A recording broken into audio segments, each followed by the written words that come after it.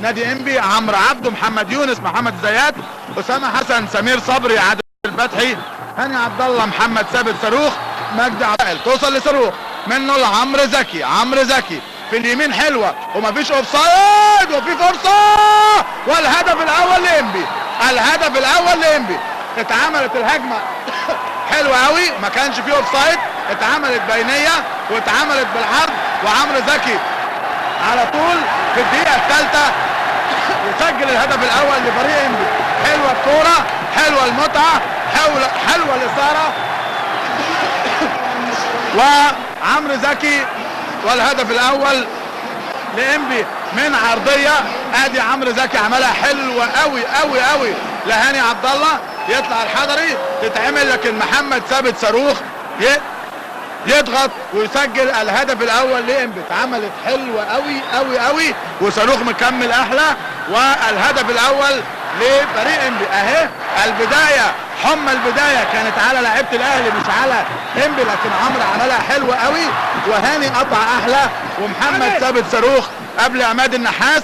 والدقيقه الثالثه اعزائي المشاهدين، هدف لانبي، ثابت صاروخ، فريق مزعج، فريق انبي. تاني المتعب استلم وحش قوي، ترجع مره ثانيه هاني عبد الله. بقول لكم عينكم، ارشح لكم من انبي على طول هاني عبد الله، عمرو زكي، عمرو عبده ومجدي عبد العاطي من عمرو زكي. محطه مهمه قوي. تاني عرضيه، هاني عبد الله عايز يفوت المره دي بخبره عماد جilberto، حلوه لشادي، لكن احلى من هاني عبد الله، مأدي الواجب الدفاعي. وعمرو عبده، هاني عبد الله طويله، حسن مصطفى قبل عمرو كمال يتألق ويعوض خطأه في الهدف وينقذ هدف مؤكد من الدفاع. محمد شوقي، حسن مصطفى، وحشه يا حسن، ياخد هاني عبد الله مكوك متحرك، ثابت صاروخ الله، لكن على طول حسن مصطفى توصل للمتألق عمرو عبده، منه المجدي عبد العاطي في الجنب اليمين، تاني هاني عبد الله، هاني يكمل ومعدي وفايت وصراع مع جilberto، هاني وجilberto قرب له، خلص له المشكله. عادل فتحي اللمسه الاخيره ما اتظبطتش قوي عند حسن مصطفى. تاني شوقي، هاني عبد الله احد نجوم الشوط الاول، ابو تريكه طويله، عماد استلم، حط شوقي تمريره جميله، لكن يا ولد يا هاني عبد الله والله نجم دفاعي وهجومي. توصل لاحمد حسن، تتقطع منه وياخدها على طول هاني عبد الله. عمرو يلعبها طويله، هاني عبد الله، الضغط اهلاوي والمرتدات لانبي في منتهى الخطوره. هاني عبد الله ال 25 يارده او 30 يارده الاخيره، سمير صبري ما بيسيبش ابو تريكه ابدا. هاني عبد الله، كاستيلو هيكون على حساب مين؟ حلوه الهات وخد، والهجمات المرتده اللي بغايه الخطوره لانبي، وعرضيه، لكن وائل جمعه توصل لعمرو زكي، عمرو وائل واحد. شيكابالا بيغير اللعب لطارق السيد ناحيه الشمال، وطارق بيلعب الباص الطولي وعلى طول الرقابه وقطع على طول طلحه راغب. هاني عبد الله والله، وهاني بيلعب سمير صبري، سمير لهاني عبد الله، وهاني بيلم وياخد فاول علم. توصل لهاني عبد الله، هاني عبد الله ودخل لجوه، هاني ودخل لجوه ولعبها على طول لعمرو زكي، وهاني لسمير صبري، وسمير بيلعب لهاني، وهاني لعادل، وعادل بيلعب العرضيه في منتهى الخطوره، بيلعبها على طول لهاني عبد الله، وهاني عبد الله بيلعبها الناحيه السويس كده ليه انبي اتقفلت، والجبهه اليمين ليه اسمنت السويس اتقفل. هنشوف هلتفلح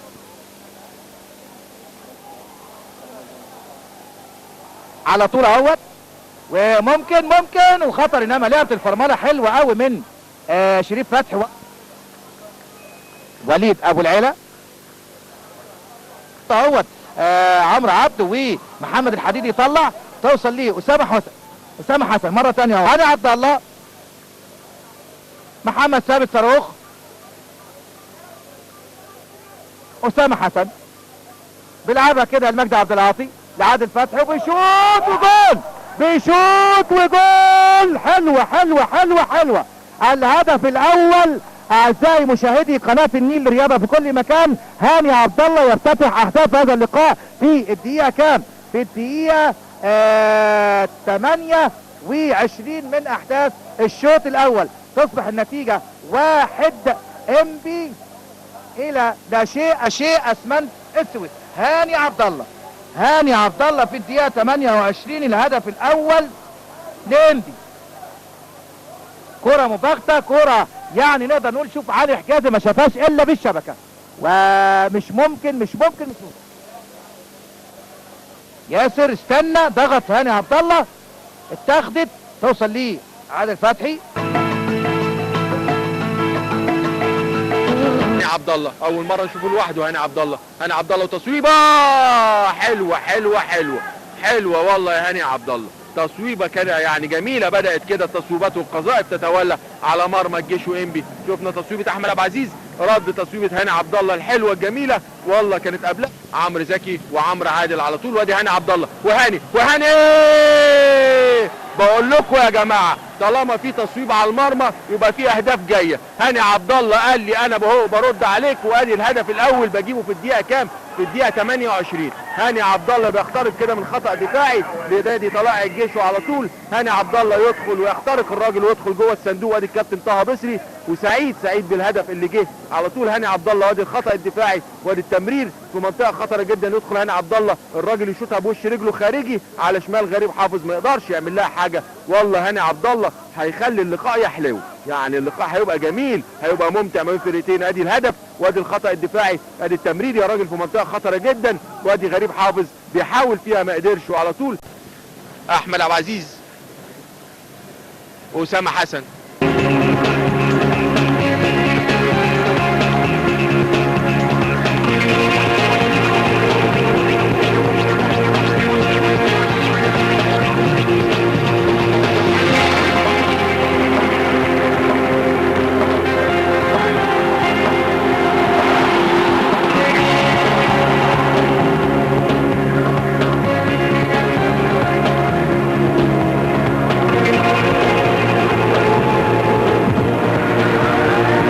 بيشغل الجبهه اليمنى على طول هاني عبد الله ومعاه عادل فتحي. هاني عبد الله وعادل فتحي ومعاهم عامر يسري واحمد عبد العزيز. اخترق هاني عايز يعمل 1 2 مع صاروخ، صاروخ راح في الناحيه اليمين، وادي مجدي عبد العاطي بيدور عليها مجدي، وسند مجدي لعمرو زكي. يعني العوده بالكاس ان شاء الله. ادي تاني محمد جابر، سمير صبري، وادي البينيه اللي بنقول عليها هاني عبد الله. كلمة السر ادي اهو البينية اللي بنتكلم عليها، كلمة السر النهارده مين؟ هاني عبد الله. الهدف الثاني لهاني عبد الله في الدقيقة 9. في الدقيقة 9 ادي هاني عبد الله وبيرد عليا بيقول لي ادي اهو انا موجود النهارده، بيجيب الراجل الهدف الثاني ليه في هذا اللقاء. هاني عبد الله والله بيخترق الدفاع كده طلائع الجيش، والبينية من مين؟ من سمير صبري يا جماعة. سمير صبري يا جماعة بقول لكم بينية جميلة قوي، يعني ما فيش احلى من كده يا سمير يا صبري، بينيه جميله. وهاني عبد الله لحظه خروج غريب حافظ بيزقها كده الراجل ببطن رجله، وادي سمير صبري يا جماعه. اللعب الخماسي ولاعب خماسي والراجل بيزق يعني 90% من سمير صبري، وادي اهو الراجل بيزقها له بيقول له خد يا هاني، روح يا هاني جيب الجون يا هاني. ادي الزقه وادي على طول يعني هاني عبد الله الراجل زقت لحظه خروج غريب حافظ كده، وعلى طول الراجل بيجيب هدف جميل جميل جميل من هاني عبد الله. هيحلو اللقاء. الدراويش بيحاول ان هو يجيب هدف مباغت الدراويش، ولكن فريق انبي بيعتمة حمراء للنادي الاهلي في المسابقة حتى الان. النادي الاهلي 3 لقاءات، فاز على اسمنت اسيوط 3-0، على غزل المحلة 2-1، وعلى الجيش 3-2، وتعادل على فكرة في 4. سمير صبري، هاني عبد الله، هدفين لهاني عبد الله مع فريق انبي كان في لقاء الجيش. وادي مجدي عبد العاطي، مجدي عبد العاطي وانفراد، وحلوة هاني عبد الله ياخد هجمه لانبي. هاتوا خد هاني عبد الله مع عمرو زكي، اتحطت مره ثانيه يا هاني عمل العرضيه، مجدي عبد العاطي، ولكن على طول هاني كامل عدى كويس قوي. حلوه يا حظك يا هاني، يا هاني يا عبد الله، هدف محقق لانبي. هاني عبد الله اعزائي المشاهدين كاد ان يتقدم لانبي في الدقيقه 11. شوفوا المهاره، عدى كويس قوي من هاني كامل، حطها لحظه خروج احمد فوزي. حلوه يا دوب بيطلع محمود عبد الحميد من على خط المرمى وخارج الملعب، وركنيه لنادي انبي. يا ولد يا لعيب يا هاني يا كامل، يا ولد يا لعيب يا محمود عبد الحميد. قلت لحضراتكم الاول برضه وسط جماهيره بهدفين مقابل هدف واحد، وتليفونات من السويس فازت على بتروجيت بهدف مقابل لا شيء. شوفوا الحلاوه والجمال بتاع الكره اللي فاتت دي، محمود عبد الحميد في توقيت مناسب، وهاني عبد الله مفيش احلى ولا اجمل من كده. ثابت صاروخ. شوفوا بقى هاني عبد الله مع احمد كمال ازاي، زي ما قلت لحضراتكم من الاول مش سايبه، واضح فيه تعليمات واضحه صابر الشربيني توصل لهاني عبد الله، والتسديده حلوه حلوه حلوه، تسديده خاطفه من هاني عبد الله من خارج منطقه الجزاء. شوفوا فين من قوتها احمد فوزي مسكها على مرتين. اللقطه الوحيده اللي هرب منها هاني عبد الله من احمد كمال، والصاروخ على يمين احمد فوزي لهاني عبد الله. خطير الراجل ده لمجدي عبد العاطي، ما فيهاش اوفسايد. هوبا الله خارج الملعب. بقول لحضراتكم قبل ما يديها لمجدي عبد العاطي خطير اللاعب ده، وفعلا يحطها لمجدي عبد العاطي، لكن خارج الملعب وضربة مرمى. خارج الملعب وضربة مرمى كانت في منتهى الخطورة الكرة اللي فاتت دي. ادي الكابتن حلمي طلال، شوفوا حاططها له ازاي يا هاني عبد الله، حلوة حلوة حلوة، ومجدي عايز يحطها في الزاوية ضيقة، لكن خارج الملعب وضربة مرمى. ادي من كل الزوايا مجدي عبد العاطي، وخارج الملعب وضربة مرمى. انه يخش في المربع الذهبي. هنشوف ادي تصويبه وصدى من عبد الواحد السيد اللي السنه دي عمل دي وتروح الحديدي مره ثانيه. ميزه انبي بقى في الهجمات المرتده، هم كانوا بيتميزوا بالهجمات المرتده السريعه اللي هي كده، دي كانت ميزتهم، وتروح الكره لعمرو زكي، وعمرو يقطع عبد الواحد، انما تروح على طول لهاني عبد الله. هاني عبد الله يقول على طول لهاني عبد الله، هاني عبد الله لثابت، وثابت وادي عبد وخمسة على أربعة والبينية ومش اوفسايد، ورايح هاني عبد الله، وهاني عبد الله يا سلام، هدف عبد الحميد حسن. حلوة حلوة حلوة حلوة، هدف من بتوع الشراب كده، جميل عبد الحميد حسن في الدقيقة 21 من الشوط الأول. يحرز عبد الحميد حسن من هجمة مرتدة جميلة لعبها له هاني عبد الله، وأخيرا اهو كابتن طه بصري ويحيى وخالد متولي وعبد الناصر محمد يعني شفناهم. ادي كورة اهو وبالعرض، ترقيصة حلوة قوي الصراحة، يعني أول مرة عبد الواحد السيد يترقص الترقيصة دي، وواحد بقول لحضراتكم اهو مره ثانيه اهو مخرجنا جايبها، وادي بالعرض محمد ناصر جايبها. هنا لعيب قوي على فكره الراجل دوت عبد الحميد حسن، طول السنه لعيب كويس، بس الاسئله الضيقه اهو شوف حضراتكم بيلعبوا حلو قوي في المساحات الضيقه هنا اهوت، ولكن نهايه الهجمه بتبقى صعبه زي ما حضراتكم شايفين، ما بقتش صعبه. ويحط عمرو زكي الهدف الثاني في حراسه خط الظهر، وعبد الواحد السيد ليتقدم نادي الانبي في الدقيقه 33 بهدف جميل لعمرو زكي، في الدقيقه 33 من زمن الشوط الاول، عشان تصبح النتيجه 2-1. المباراه جميله ولسه فيها كلام كتير جدا، واعتقد ان مستر فنجاده والخواجه هيقوموا يقولوا ايه الحكايه، لان في استرخاء اكتر من اللازم لمجموعه الزمالك، استرخاء يعني غير طبيعي. صحيح بطل وانا كل حاجه، انما مش للدرجه دي، وده برضو ما نبخس حق انبي اللي جابوا لحضراتكم هدف جميل اهو لعمرو زكي. اللاعب قوي ومتابع قوي، ولما بيكون موفق بيبقى خطر جدا. 2-1، ويبدو ان احنا هنشوف لقاء كويس جدا. ليه لقاء كويس جدا؟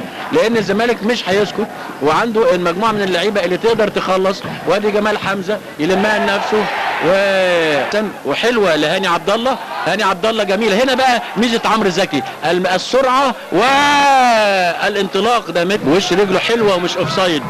حلوه لهاني عبد الله.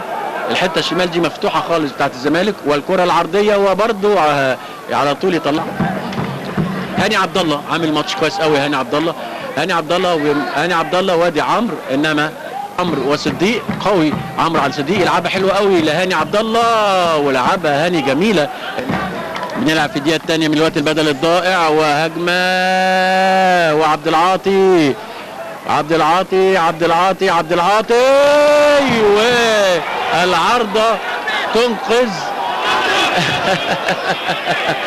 الجهاز بتاع نادي انبي. كما العارضة هنشوفها اهو مرة تانية. عبد العاطي بقول لكم لعيب كويس. شوف حضراتكم انبي ماسك الكرة لما نزل وتخبط، واخيرا يصفر الحكم سيد عبد الغفار بانتهاء الشوط الثاني والمباراة بتعادل الزمالك وانبي بهدفين لكل منهما. يرتفع رصيد الزمالك الى 61 نقطة وانبي الى 36 نقطة. سيد عبد النعيم وماشي سيد وعدى اتقطعت وجول وجول وجول وجول. باينه جدا جدا جدا الكرة باينه. وهنا بنقول قلع الفانيلا بقى غلط بعد كده يعني. كرة متشاطة ومحطوطة حلوة قوي قوي قوي بوش الرجل في المقص البعيد، وكرة جميلة جدا لهاني عبد الله. اهو هنشوف اهو اتلعبت مررها كويس، لكن هاني ظبطها ووش رجله رائعة. هاني عبد الله في الدقيقة 14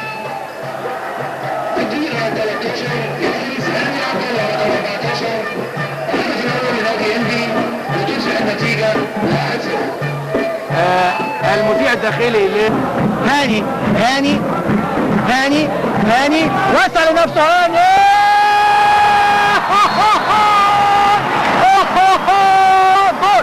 جول هاني عبد الله. هاني عبد الله هاني عبد الله يسجل الهدف الثاني. هاني عبد الله هاني عبد الله هاني عبد الله يسجل الهدف الثاني. هاني عبد الله يسجل الهدف الثاني ويجري في الدقيقة 40 والكورة اهي. وبرضه قدر يستحق إطلاق اللاعب المنافس بتاعه والمسافة اللي بينه وبينه، قدر يحدد المسافة اللي بينه وبينه وبين زملائه وإدراك زمن أيضا قد إيه فاضل المباراة من المباراة قد إيه عدى.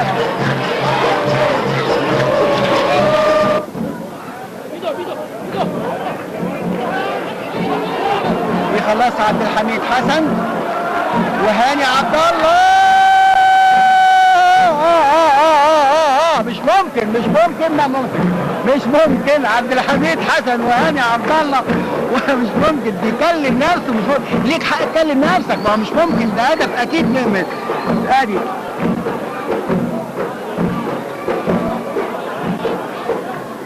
اهو اقول لي بقى فرصه اكتر من كده ايه؟ ده بيقول لي جول هاني عبد الله، بيقول لي جول انا اهو.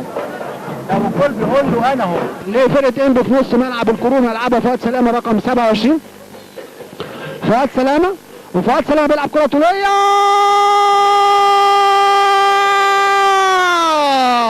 يا سلام يا هاني عبد الله، يا سلام يا فؤاد يا سلامه. والله فؤاد سلامه عملها يا ابن سامك تم بيقول عملها لمين؟ لهاني عبد الله رقم فؤاد سلامه. وفؤاد سلامه بيلعب كره طوليه.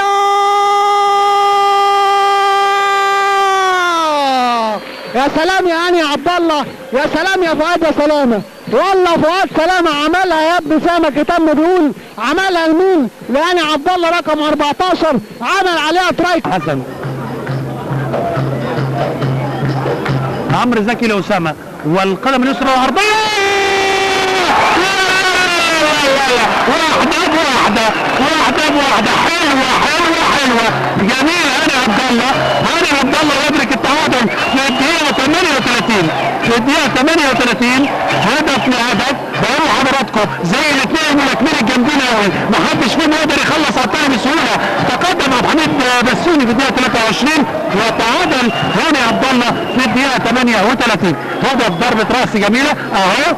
شوفوا حضراتكم مرة ثانية، بقول لحضراتكم اقصر الطرق لضرب الكرات المعطاة لما تبقى فيها سرعة في نهي الكرة. ادي عمرو زكي وادي اسامة وعلى طول طالع على طول هاني عبد الله وحاطط الكرة على يسار وائل خليفة. هدف لهدف. المباراة تعود لنقطة البداية من جديد اهو. فرحة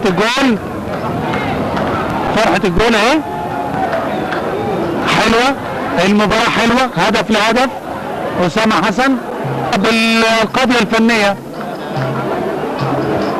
ولا المباراة تنتهي بالنقاط والتعادل. عبد الله ناحية مبروك، هاني عبد الله انطلاقه، وادي هنا مفيش تسلل، وادي الانفراد انطلق وتقدم، ومجدي عبد العاطي ممكن الثالث، هي الثالث، وادي الترقيصه هي الثالث. الله الله والروعه والحلاوه والجمال، انطلاقه مع تقدم مع ترقيصه مع توغل مع هدف ثالث لإنبي في الدقيقه كام؟ في الدقيقه 48 يعلنها ثلاثيه. مجدي عبد العاطي يرفع رصيده من الاهداف الى رقم 8 ويرفع رصيد إنبي في هذا اللقاء الى 3. نشوف مع بعض هاني عبد الله انطلاقه، وادي هنا مفيش تسلل، وادي الانفراد انطلق وتقدم، ومجدي عبد العاطي ممكن الثالث، هي الثالث، وادي الترقيصه هي الثالث. الله الله صاروخ عوض وصاروخ عوض وبيخطفها منه هاني عبد الله، هاني وانفراد، هاني وانفراد، هاني وسعد، وهاني بيحط الهدف الثاني الجميل، وتصبح النتيجه 2 نادي إنبي ده شيء نادي اسوان تقسيط. قلت لكم يا جماعه من اول المباراه هاني عبد الله ده لعيب كبير قوي ولاعيب بيمتع الجماهير، ما حبش يحطها عاديه، وقف على كورته واستنى لغايه لما طلع له سعد ناصر وشاف الحته الفاضيه وحطها، وهكذا تصبح النتيجه تقدم نادي إنبي، تقدم نادي إنبي على نادي اسمنت اسيوط 2 مقابل لا شيء.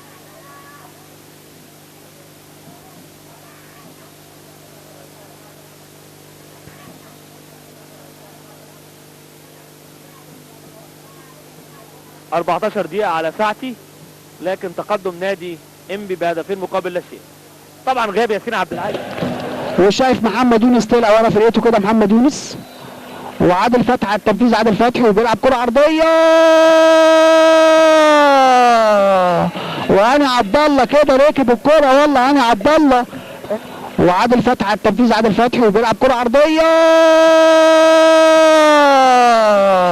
وهاني عبد الله كده ركب الكرة، والله هاني عبد الله، عادل فتحي على التنفيذ، عادل فتحي وعادل فتحي بيلعب العرضيه، هاني عبد الله راكب الكره كده، هاني عبد الله انما وصلت لعمرو زكي، وعمرو زكي بيلعب واحده لهاني، يلا عبال جول فتحي، وعادل فتحي بيلعب العرضيه، هاني عبد الله راكب الكره كده، هاني عبد الله انما وصلت لعمرو زكي، وعمرو زكي بيلعب واحده لهاني، يلا عبال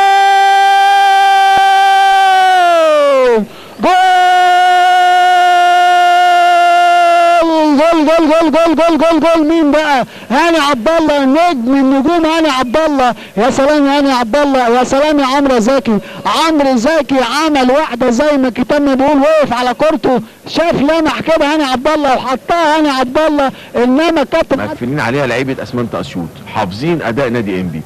سمير صبري، البينيه، هاني عبد الله، وهاني مستنيه حمدي زكي، عدى ولعب العرضيه، خطر خطر خطر يا هاني عبد الله، يا هاني عبد الله هتاخد كارت.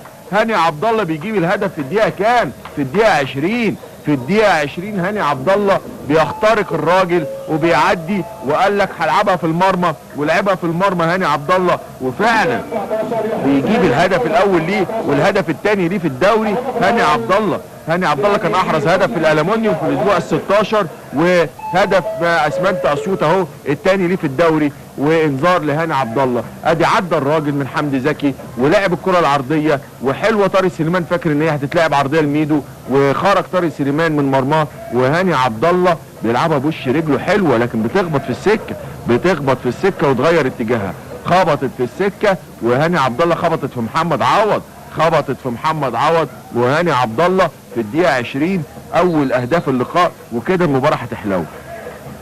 هاني عبد الله، واعتقد كده الكابتن طه بصري هيأخر التبديل. مدحت الحوفي عامل مباراه كويسه لغايه دلوقتي. الشاق الساحله المستديره، اهلا ومرحبا بكم من نادي المقاولون العرب استاد عثمان احمد عثمان، واحدى اللقاءات دي اول فرصه، رقم قياسي جديد، رقم قياسي جديد بيحققه مين؟ ميدو عبد الحميد حسن. انما روح لمين؟ روح لعمرو زكي. ده احنا لسه بنقول يا هادي وبنقول بسم الله الرحمن الرحيم، لحسن يعني بكره كده هنشوف ميدو بيحقق هدف جميل جدا في ايه؟ 15 ثانيه يا جماعه، 15 ثانيه، والله عبد الحميد حسن عمرو زكي. نيل الرياضه وعشاق الساحره المستديره، اهلا ومرحبا بكم من نادي المقاولون العرب استاد عثمان احمد عثمان. واحدى اللقاءات دي اول فرصه، رقم قياسي جديد، رقم قياسي جديد بيحققه مين؟ ميدو عبد الحميد حسن. انما روح لمين؟ روح لعمرو زكي. ده احنا لسه بنقول قرب خالد نبيل. ايمن سعيد هيصوب ولا ايه؟ التصويبه اعملها بينيه، خطر خطر هاني عبد الله، مجدي عبد العاطي، خطر خطر خطر. الراجل ده جوه الصندوق ملوش حل. انما لقى مجدي عبد العاطي مين؟ روح لهاني عبد الله يا راجل، روح لهاني عبد الله. مجدي عبد العاطي بيجيب الهدف الثاني ليه شخصيا في الدوري المصري، والهدف الاول ليه في لقاء اليوم في الدقيقه كام؟ في الدقيقه 9. مجدي عبد العاطي في الدقيقه 9 يتفوق، وعلى طول لو ادعنا زميلنا محمد صالح مخرج لقاء هذا اللقاء يعيدها لنا مره واثنين وثلاثه. هاني عبد الله، هاني عبد الله كلمه السر في هذا اللقاء. يمكن حتى الان يمكن راح الراجل وعلى طول جوه الصندوق وعملها، ما طمعش، عملها ارضيه برازيليه، كان هارب جوه الصندوق بينادي عليك، بينادي عليك يا هاني عبد الله. والله مجدي عبد العاطي ايه صاحب هدف اللقاء الوحيد حتى الان. وادي اهو هاني عبد الله وبيهدف بيعدي، وسمير يا سلام عليك، يا سلام عليك يا سمير يا صبري، يا سلام عليك يا سمير يا صبري. لا روح له يا عمرو يا زكي، عمرو زكي الراجل اتلعبت حلوه الجمله دي في الدقيقه 20، في الدقيقه 20. لكن هيرجع لك يا سمير يا صبري على المرمى، يضمن عمرو زكي يحطها كده، يحاول اخباوي يشيلها صعبه قوي، وعلى طول يبقى الهدف الثاني النادي انبي.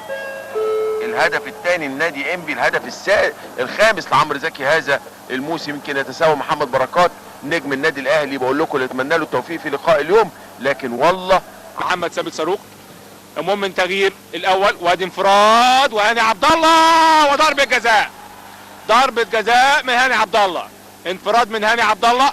ونجح لاعبي نادي انبي في ان هم في غفله كده من مدافع النادي المصري، ونجح في هاني عبد الله في ان هو يجيب ضربه جزاء لنادي انبي. اتلعبت البينيه حلوه لهاني عبد الله، وموقف انا من هنا من بعيد كده شايفين ان هو الراجل يعني الالتحام كان شكله ممكن ما يبقاش فيها حاجه، لكن طبعا الكابتن محمد شطه حكم اللقاء قريب وادى خلاص ضربه الجزاء. ولاعبي النادي المصري المستسلمين طبعا طرد في اول 15 دقيقه، وبعد 5 دقائق بيدي ضربه جزاء، بعد 15 دقيقه من احداث الشوط الثاني يبقى النادي المصري بيدي ضربه جزاء للنادي انبي.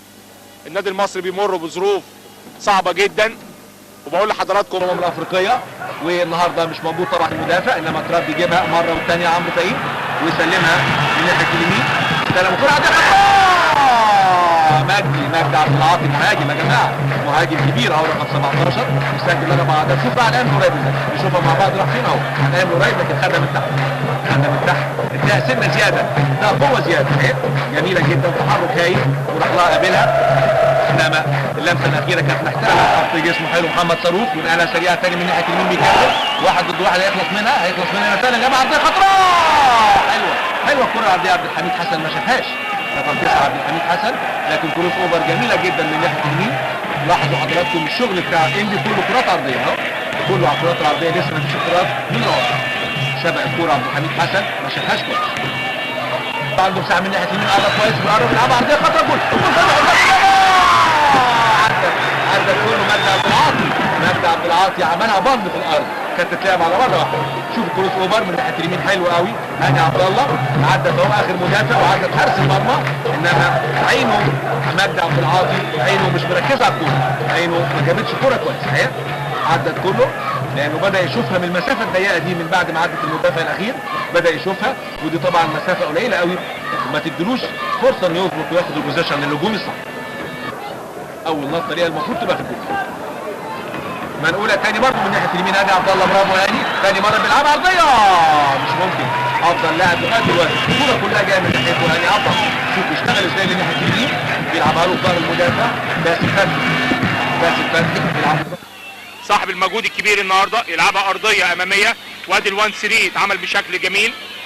هجمه منظمه ايمن سعيد، عبد العزيز توفيق، هاني عبد الله، فتح هاني عبد الله، يقدر هاني عبد الله الهدف الثاني. بقول لحضراتكم الراجل ده موهوب، هاني عبد الله والهدف الثاني.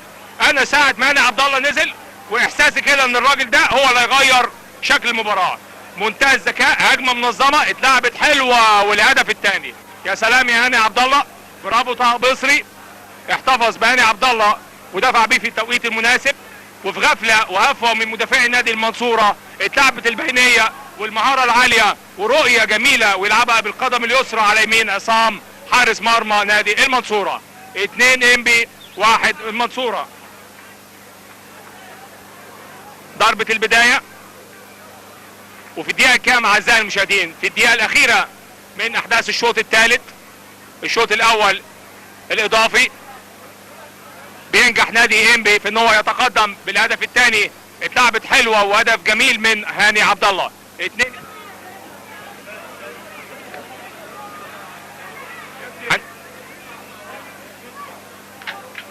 هنستأنف اللقاء. سادات قصير السادات، توصل الكرة عند ايمن سعيد. هاني عبد الله 1 ضد 1 هيعمل 1 2 هيفوت لعب ال 1 2. هاني عبد الله العرضيه وفرصه الهدف الثالث. الله الله على الهدف الثالث، يا ولد يا ولد يا ولد يا عبد العاطي، جول جميل، يا ولد يا ولد يا مجدي عبد العاطي. 1 2 نموذجيه، اتلعبت العرضيه والمتابعه وخلاص خلصها عبد العاطي. مجدي عبد العاطي يبصم بالهدف الثالث وبيقول نادي انبي قرب خلاص من دور ال 16. انما جمله جميله، هاني عبد الله رائع جدا، تبديل موفق من طه بصري، برافو طه بصري، اداره جميله جدا ومنتهى الحكمه والاقتدار من طه بصري. نزل هاني عبد الله في توقيت مؤثر جدا، قدر هاني عبد الله ان هو يتقدم بالهدف الثاني ويصنع الهدف الثالث لنادي انبي. 3 انبي 1 نادي المنصوره. اتلعبت